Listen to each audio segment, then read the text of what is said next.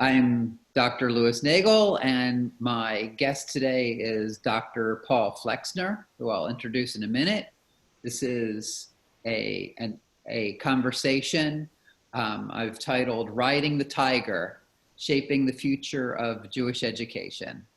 So let me introduce Dr. Paul A. Flexner. He is an instructor of educational psychology at Georgia State University and a veteran of 35 years as a Jewish educator. He attended Hebrew Union College in New York.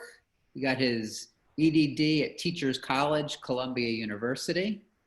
In the Reform movement, he earned the title FRE, Fellow in Religious Education, which is now called the RJE, Reformed Jewish Educator. He was Vice President of Human Resources Development at the Jewish Education Service of North America and worked at what are central agencies, community agencies for Jewish education, the Commission for Jewish Education in Youngstown, Ohio, and he was Executive Director at the Jewish Educational Services in Atlanta, which was renamed the Center for Jewish Education and Experiences. He is an editor, a writer, and a friend of many people who have contributed to and advanced the field of Jewish education.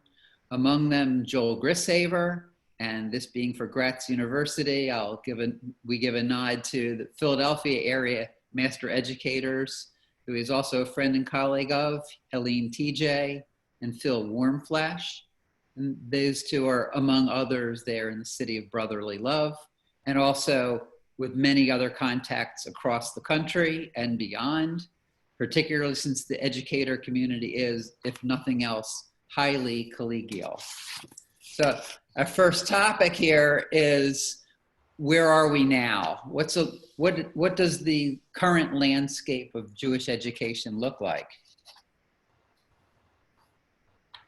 That's a very tough question for me to answer, because of the fact that I have been outside of Jewish education for the last 12 or 13 years. But I do observe what's going on, and I do see what's involved on the local level here in Atlanta, and have been in touch with some of my former colleagues around the country. So I think I have some idea of what some of the things are that are going on. From what I can see, the levels of enrollment in some of the synagogue-based schools has been dropping over the last decade or two, as more and more of our families are opting not to engage in formal synagogue education and being members of synagogue. There's also a trend, has been a trend toward day schools that have seen wonderful growth over the past 10 to 15 years, running large enrollments. Where I see them here in Atlanta, they've been very consistent. They took a dip around the recession of 2008 and 9, but they're back up and they're doing well. My synagogue here in Atlanta, a conservative synagogue, over half of our children are in day school, which means our religious school is not very big. And within the conservative movement, that seems to be the trend. The Reform day school, synagogue schools seem to be much larger, as fewer and fewer of their kids go to day school. But there's so many other factors that come into play when we talk about what's happening in Jewish education today. And when we talk about where are we in a place where we were 15, 20, 30, 40 years ago, as far as the way we structure our programs, the way we structure the curriculum and what we try and teach? Are we still locked into that modality set which says elementary school kids should learn how to read, write, and maybe speak some Hebrew? They need to know the biblical stories and be able to relate to them and understand them. They need to know how to participate actively in synagogue services. They need to know all about Israel. They need to know the holidays and how to practice and observe them and what to do with them. Is that still our curriculum? Sometimes I wonder, is curriculum all about the subjects we teach? Or is there something more that ought to be done?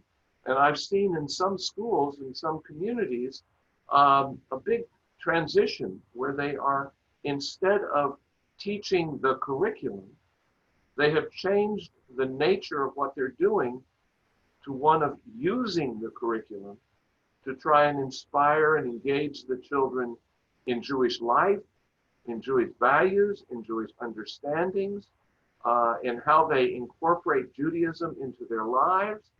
And there are programs that are focused mostly on that aspect, with using the content as a vehicle to get to that point. I could continue to go on with this in many different ways, but I think the key factor that I'd like to focus on here is that in our community, and I understand it's not just in Atlanta, there are many innovative, entrepreneurial Jewish educators who are creating new programs, new projects, and trying to reach out to the children and teenagers in the community in very different ways than what were done in the past. They've been receiving over the last 3 years support, active support from the Jewish Federation and from other and from foundations and private donors in the community to encourage these innovative programs that are startups, that are outside the synagogue community, and in some cases are working separate from the community, and in other cases are trying to engage the synagogues in their work with teenagers and others. So there's a lot going on. There's a lot of creativity going on from what I can see here and hear about from other places.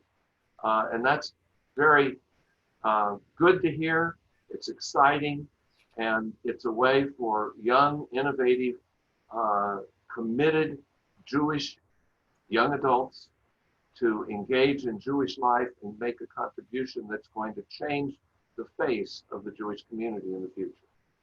Let's unpack some of those things that you've said, because you've given a lot of really meaty topics in there. One is the curriculum, and you definitely have an alternative view of curriculum than being just a list of subjects that are covered. Mm-hmm. So would you expand on that? Because you're talking about curriculum almost as a tool, but a tool to get somewhere else. Yeah, I came up in the Jewish education world when we were really focused on writing a curriculum and teaching the kids the content of what it was that we were teaching. The textbooks, which we used in the 1970s, which I don't think are being used very much anymore in Jewish schools. And I've been in day schools where they don't use textbooks all that much either when it comes to their Jewish learning. The key question is, what is it that we're trying to accomplish? And for the last 25, 30 years, there's been an awful lot of discussion that I was part of years ago, and I believe is still going on, is that it's not so much what they learn, but why and how they engage in Jewish life. We are a religious community. We're teaching a system of thinking, a way of thinking, a way of behaving, a way of valuing, understanding, interacting with people. Those are the real pieces of curriculum. I remember back at the beginning of my career, we tried to talk about character education in the public schools. Those of us who grew up even before that time, as I did, character education was part of the system. It was part of what we did while we learned the skills. and while we learned the content. Now, certainly in the early elementary years, skills are important, but we also have to make them want to be there, desire to be there, be part of it, get along with each other, all of those other character ideas, the values, and the understanding. So you've also pointed out entrepreneurial alternatives. So this is a little bit more grassroots response to the state of Jewish education there in Atlanta and really all over the country. New York is certainly a hotbed of that, as is Los Angeles, the major cities. Correct. When I was at Jesna, I left there at the end of 2003, we had started a program called Bikurim, where we identified 6 young people who were trying to create a new project, a new organization to serve the Jewish community in the education world. Several of those succeeded, several of them failed, but we were creating this entrepreneurial, innovative environment where young people could come together and share their ideas and explore their ideas and develop their project. That has spread around the country. In Atlanta, we have 5 or 6 organizations that 8 and 10 years ago were started that are now actively functioning in the community, run by the people who started them then, and are continuing to grow and expand.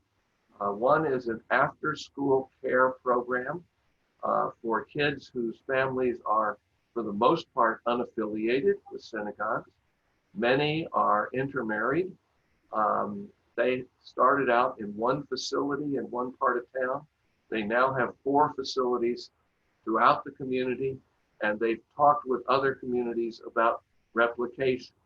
There's a second program which takes Jewish learning, Jewish activity, Jewish discussions into high school, both public and private, not Jewish, to bring the Jewish teenagers together over pizza lunch for engagement with other Jewish kids talking about Jewish topics as teenagers in the high school years.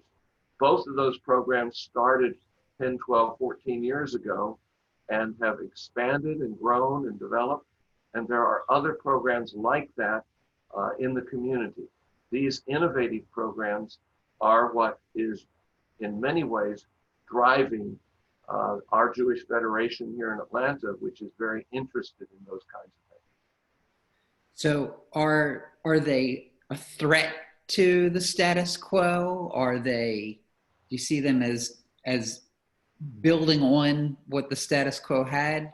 Is it replacing what is status quo? Is it a threat to those central agencies, the local federations, and the synagogues? Well, you bring in central agencies, federations, synagogues. In Atlanta, we do not have a central agency. We haven't had one since 2006. The Federation is encouraging it, so it's not a threat to them.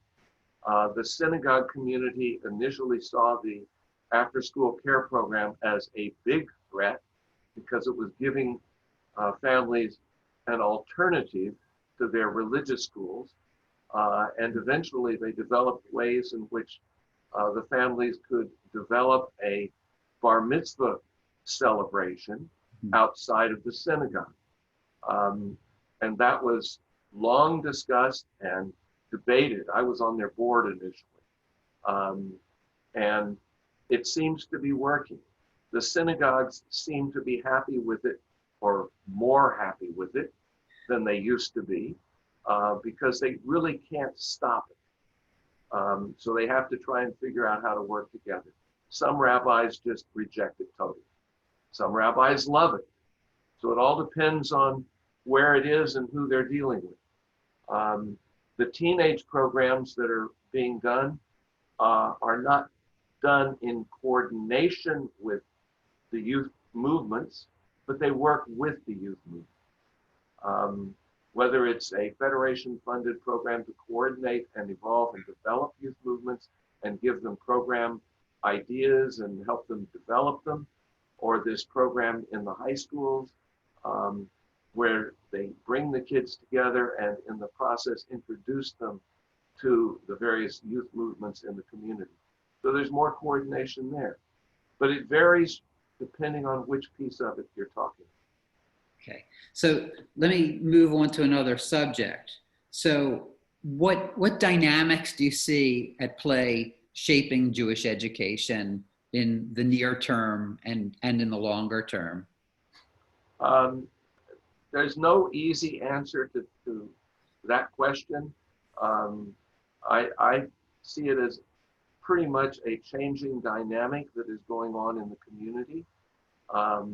And it's changing all over the country, and it's changing not just in the Jewish world.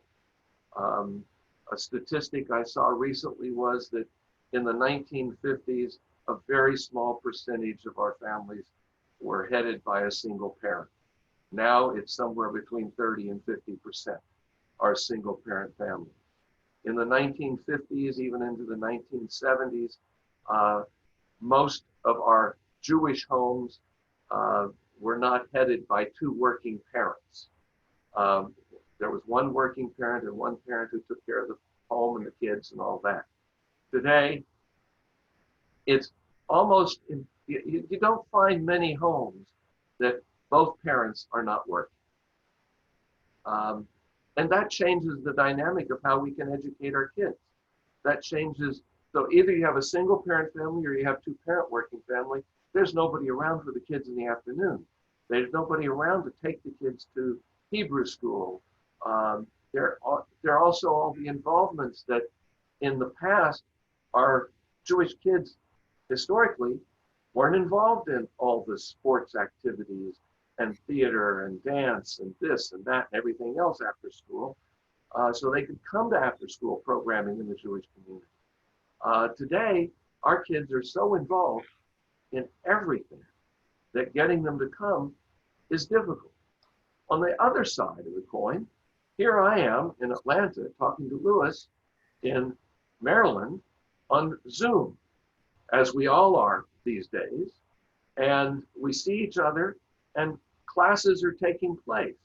I got a notice this morning with a schedule of the education programs for our synagogue's kids that goes on all day today for different age groups. And it's all done through Zoom or some other technology. We are moving into an age where things are not going to be operating the same way as in the past. And we have to be cognizant of that and work on it and figure out how to make it happen. I always like to draw the comparison in my graduate classes, and when I'm talking in the Jewish world in particular, graduate classes, it's a different subject area sort of, but in the Jewish world, 100 years ago, or 150 years ago, the synagogue was a very small institution. It was not until post-World War II that we developed the suburban large synagogue framework. And we developed the Hebrew schools in those days. Everything changes every 50, 100 years. And we're going through one of those major changes in how we operate. And we have to be creative and imaginative in that process. So you're pointing out the synagogue and that synagogue model. So how do you see that? Where do you see this model evolving now? I wish I had an answer to that. I have some ideas. We all should have ideas. Unfortunately, I think the way we train our synagogue professionals in many ways is keeping the same structure that we've had in the past, because that's where the jobs are. We're training them for jobs. On the other hand, there are synagogues that have been started in Washington, in Philadelphia, in New York, in Chicago, in Atlanta, that don't have a building, where they rent space for the times they want to bring people together. And they're beginning to use technology in many different ways to bring people together in different settings and in different formats. Um, and a lot of people are getting excited by it, young people in particular, because they don't see the need for that physical space and that physical connection. Um, those are important things to think about when we um, think about, well, where are we going to be with Jewish education in the future? How will we educate our children? And I have to broaden that by saying, even in public and private schools, our children all over this country are not going to school buildings right now, but they are participating actively in education programs sitting in their homes. Um, when they can get out of their homes, are they going to go back to those school buildings? And how will teachers have learned to use um, the environment better? Um, the universities have already been moving heavily into online classes. In fact, the class I teach is called a hybrid. It's half online and half in class. But of the other 3 sections of my course right now are totally online. Before the COVID-19 started. And that's becoming more and more the case. What are we going to do with all these classroom people? That's a good question. How are we going to think about how we educate people in a different way? How are we going to engage parents and kids together when parents are working all the time? And many of our parents in our Jewish community are not working standard 40-hour-a-week jobs. And working at home is going to change that as well.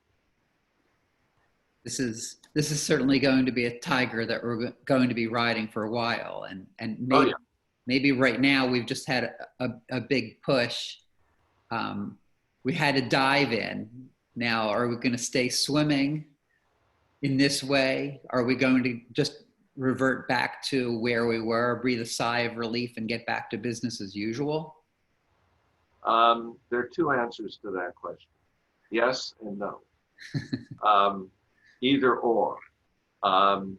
People of my generation tend to think that what we had was great. It worked. We're involved. We're doing things. We can keep it going for the next generation and the generation after that. So you hear from people saying, well, the Hebrew school will continue. It's been continuing. It's been evolving slowly. We were making changes in it when I last ran Hebrew schools in the 80s, and many of those changes have evolved even more with family education and parent education going along with the children. But those things change from time to time. The younger generation is going to want those changes. Parents need those changes. So the older people who control the money, the budgets, the buildings, and the power are going to have to be pushed out of the way, as we've always pushed them out of the way, for the younger people to take over and adapt it to what their needs are today. So how about bar and bat mitzvah? That's been sort of a mainstay of synagogue schools. It's what got people to join, and that's what's, unfortunately, we've got more than our share of bar bat mitzvah factories. That's, children are in until that day, and then that's the last day they set foot in a synagogue for years.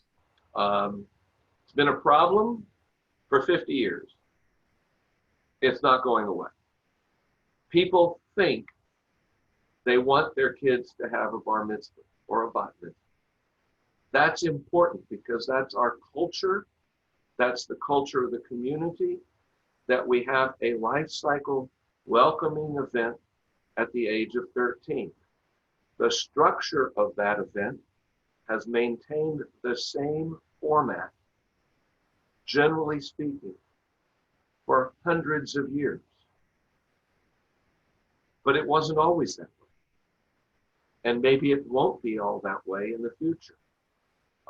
Where there are these innovative programs around town, parents are getting involved and finding hire a rabbi or not, where they can borrow a Torah scroll or not, and they're creating new ways of celebrating a 13-year-old boy or girl or 12-year-old girl coming of age. The way that's how we start changing.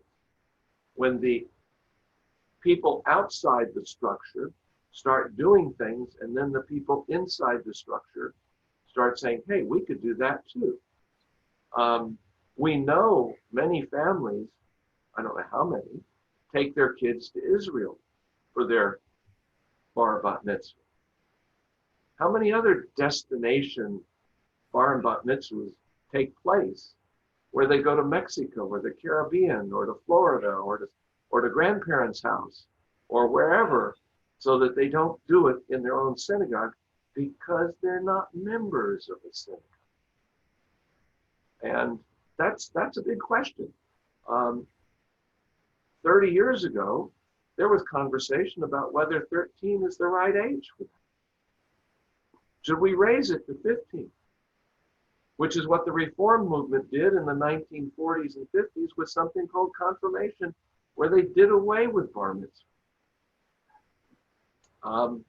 Bar mitzvah came back, confirmation has disappeared. Do we need to change that again? It's a question people are asking. So there are waves, there are tides going in and out. Bar bat mitzvah in the Reform movement got pushed down the road, became confirmation, but then the tide shifted back because there was a power in that at age 13 celebration. Yes, and it seems to stick with the age 13. It's at the age of puberty. It's the time when they're going through middle school. It's a good time to have some kind of a celebration. Intellectual growth is changing from, if we look at it from a psychological Piagetian perspective, from concrete operational to formal operational thinking. It's just a good time to have that event take place. How we make that event meaningful and significant to kids today, I don't know.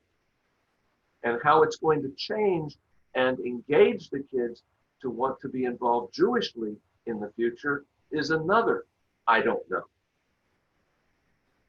It's going to be a great adventure in the years coming up.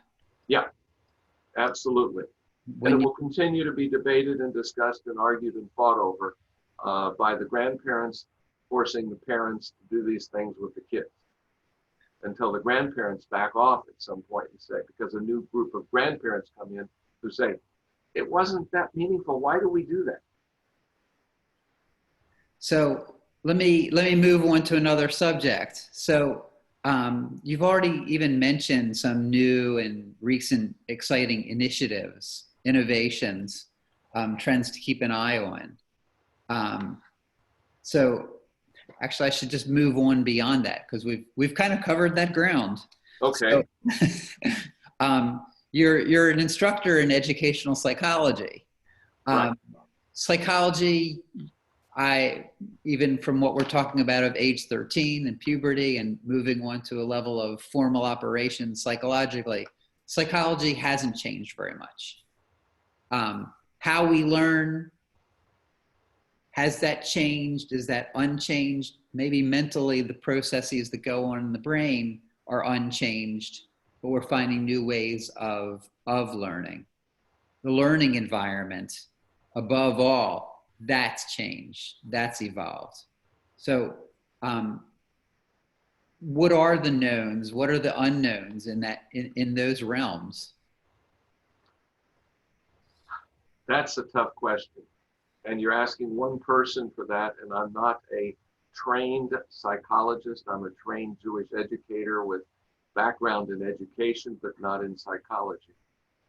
When we talk about learning, we have to think about what we mean by learning.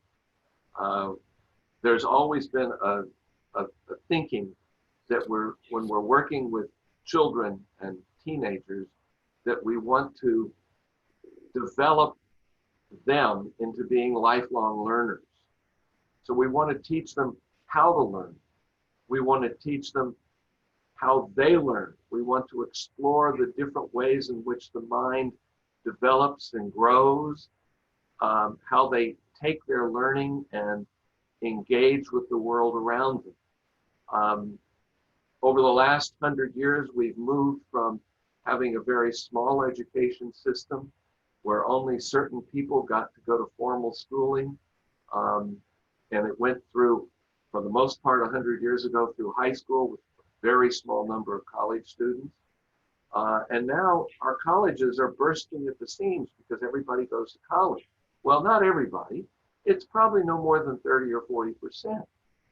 But when you talk about what we're teaching or how we're teaching our kids, today, the model that developed in post-World War II, when we were preparing them to work in factories and shops and laborers and things like that, those goals of that period are no longer what we have goals today. We want our kids to, particularly our Jewish kids, to become professionals, to think outside the box, to be creative and imaginative.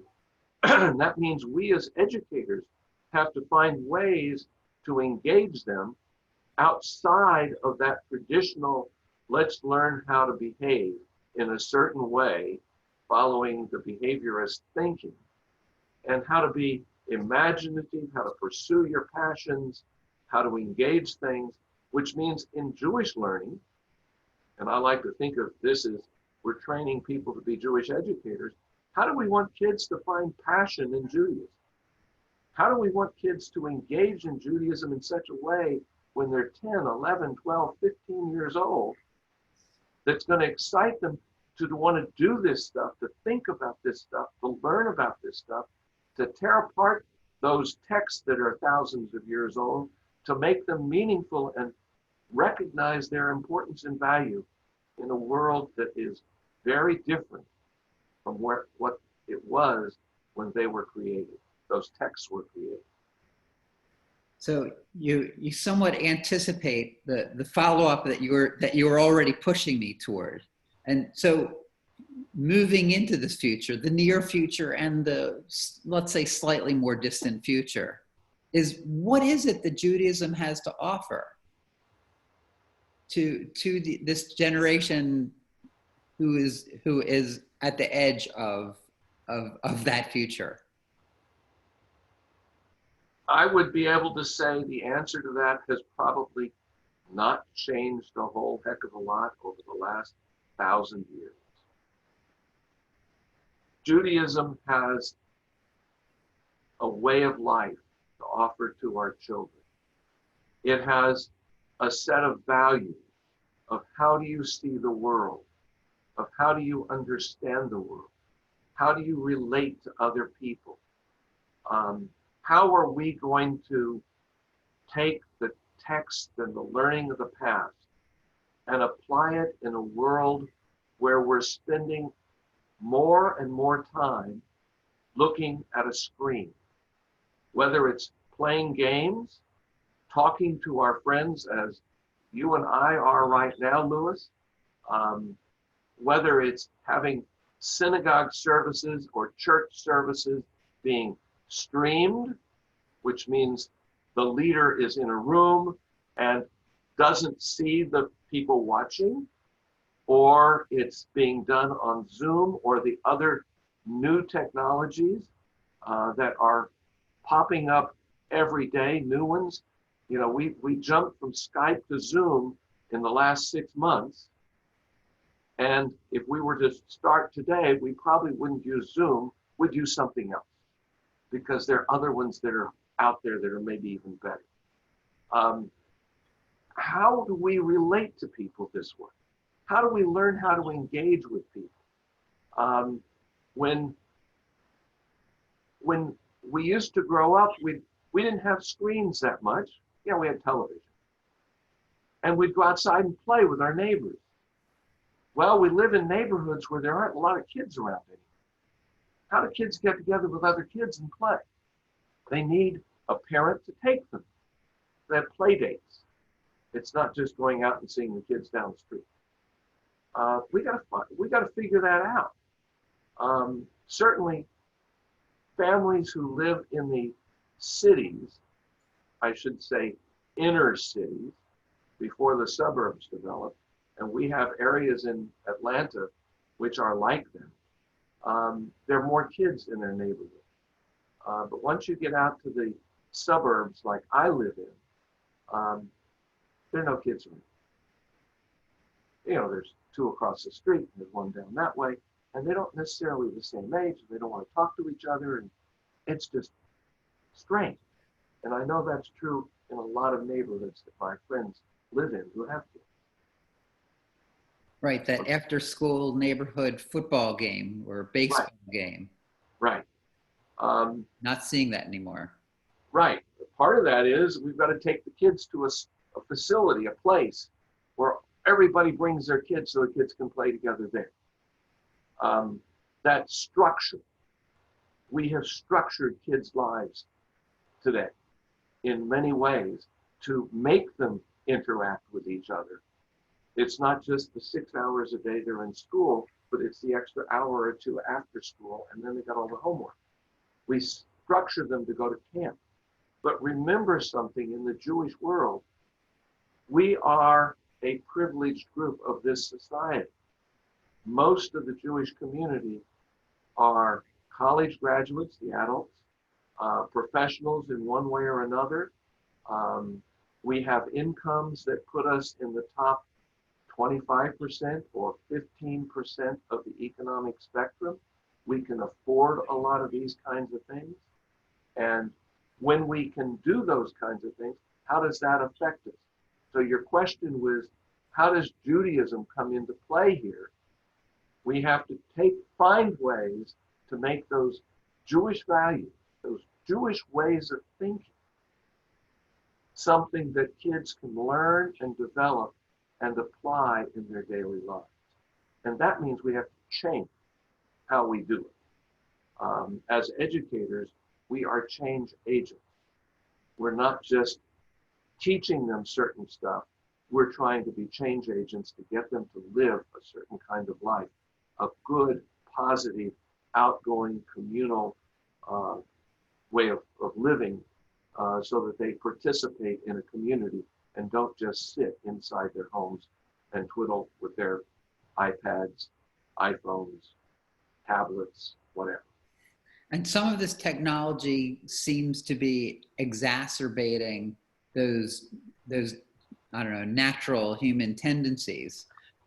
We get emails that are inflammatory, and then we respond with even amping up the level of being inflammatory. People can get online like this and be rude, be impolite. We see way too much of that, and then add to it the sort of anonymous spaces of the internet where we can respond to a newspaper article or somebody's Facebook post. Well, we see that in multiple ways. Kids are being bullied a lot more today. No, I'm going to take that back. Kids are not being bullied more today than they were before. The bullying is more anonymous. It's more open and out there. It's happening in different ways than bullying happened when I was a kid. But kids were being bullied then too. We've taken a different approach and a different attitude. Political controversies are on the internet all the time, on every topic imaginable. We have become polarized partly because the people on the extremes have found a way to get their voices out to more and more people, and they're being inflammatory in the way they're doing it. And it's the same on the right and the left. So I'm not pointing any fingers. Anti-Semitism and racism are much more out there now, but they were always there. I don't know how many groups of friends that you all are part of. This is Lewis, and then your students who are listening to this, where you can no longer have a political conversation when you get together with people. We were at a Thanksgiving table last year where politics was not permitted to be talked about because 2 years before, some of the guests at that table had almost gotten into a fist fight. And those guests come back. I'm part of another group where if somebody brings up a subject of political nature, somebody else says, oh, we don't do that here. If we can't have those political discussions with people on different sides of the political spectrum, where are we going? So that's all of these changes that have taken place as a result of technology. I imagine those boundaries are also going to shift. It'll be political conversations. It'll be lifestyle choices. They might be.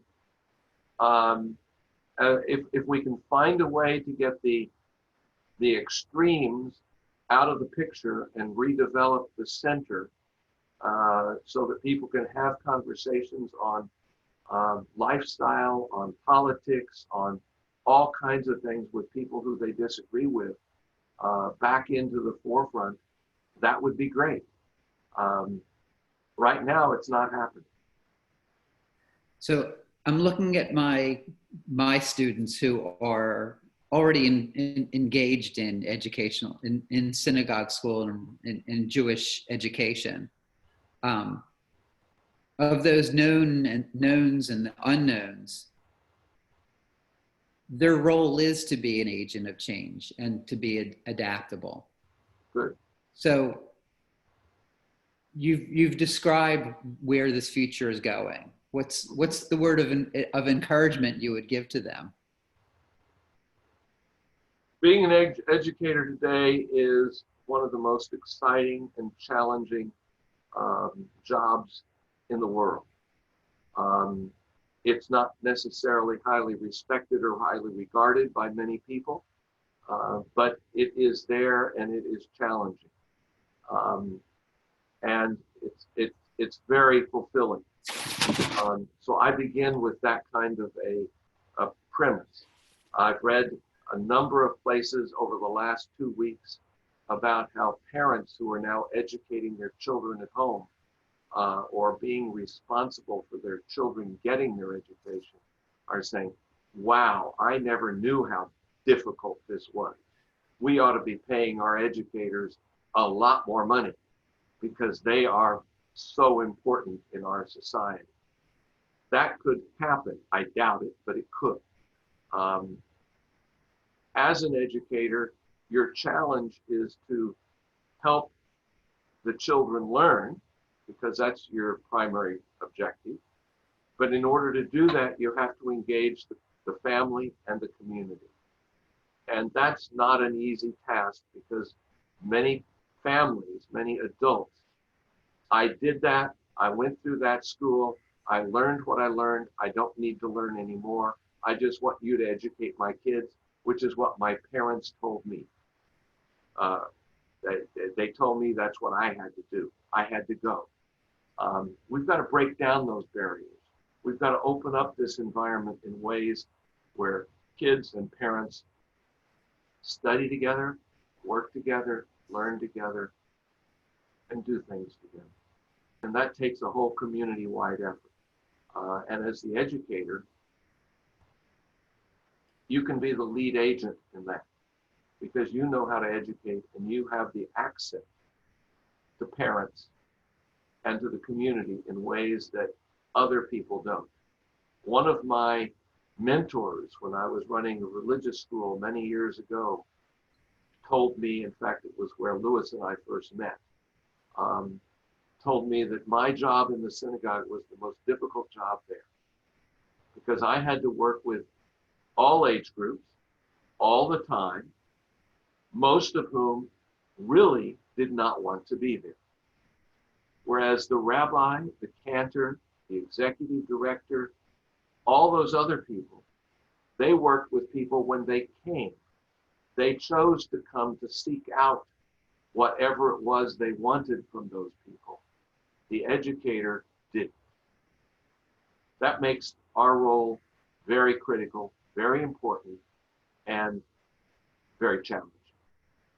So one of my students wrote about supervision and the interaction with teachers, and it was very clear what the negative reaction she was getting from teachers is based clearly on prior experience and preconceptions of what the education director is.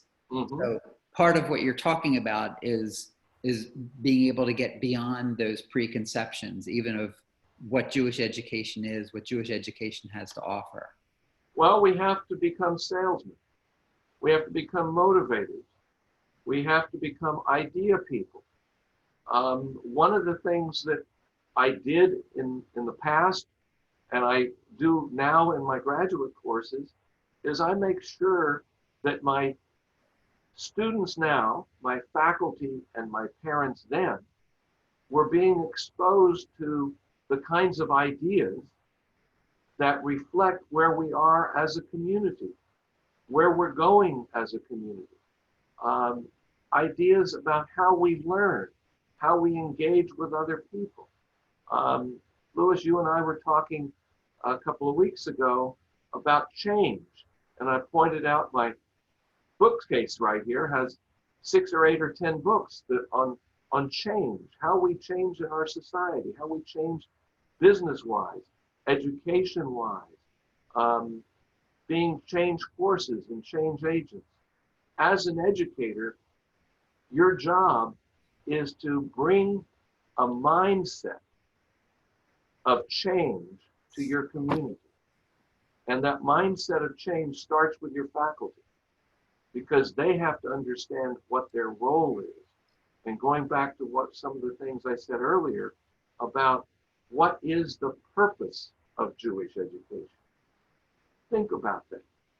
It's not just to give them the information.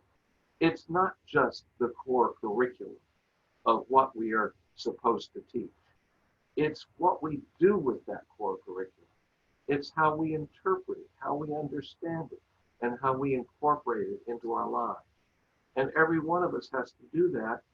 And that means the educator, the education director, has to work with the faculty in a way that the faculty begins to do that themselves in their own lives.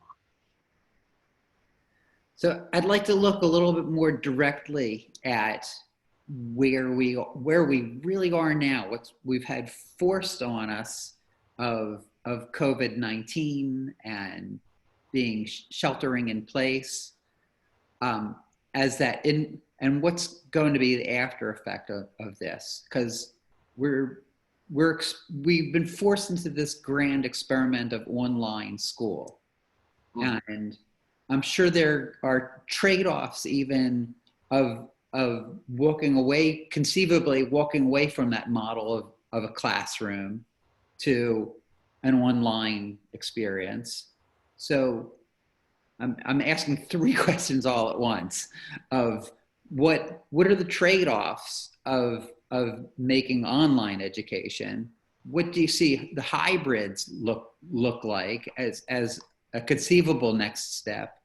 And so, and where do you see this in the scheme of COVID-19 and what we will probably have been experiencing for a few months in the end? Okay. I don't have a crystal ball. I wish I did. A lot of people think they do. But I do have a question to ask to start with. How many of the kids in your programs already are doing a lot of their B'nai Mitzvah training, either online with the rabbi or the teacher, or through other forms of distant learning? How many of the kids who come to your religious schools already are not coming very frequently because of the competing activities that they're involved with? We've been moving toward this for years. When I was working in New York, we used to take a day off, not a day off, we used to take a day every so often when we had writing projects and we worked from home. That was in the early days of the internet. Now we're seeing a lot more people working from home. And I'm talking before COVID-19. Now everybody's working from home. Even Saturday Night Live last night was from home. So with everything taking place at home, our highways are not as busy. We're not using as much gas. Our air is cleaner. This is going to cause some changes, but it's something that's been developing. We already had some examples of things going on. Where it's going to go and how much it's going to go, we don't know. School buildings are important. Now, do the flip side. What are the most critical factors of education? Learning how to get along with other people. If you're sitting at home all the time doing your schoolwork, you're only getting along with your parents and your siblings. Pardon that. I knew things like that would happen. Your engagement with other people is changing. And that's been changing. With kids being more restricted to their homes, people having fears of their children being kidnapped and stolen from them, the inability of kids to get together with others on the streets and in the playgrounds as much. All of these things have been happening. How is that affecting our inner ability to get along with other people?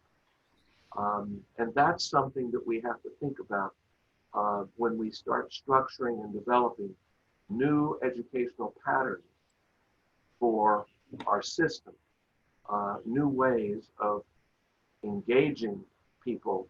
We may have to do the formal education on the internet through homework and things like that, and bring the kids together with their parents and families, not once a month, but maybe twice a month for special events, activities, creating these group dynamic things to get the people to come together as a group. That's something that we may have to figure out as a new way of structuring our education program. Well, thank you so much for your time. There's that verse that says, "Aseh lecha rav, kaneh lecha chaver," and you have been both to me. Somehow you saw something in me when I first came to you as a graduate student in a program much like this Gratz program. Mm-hmm.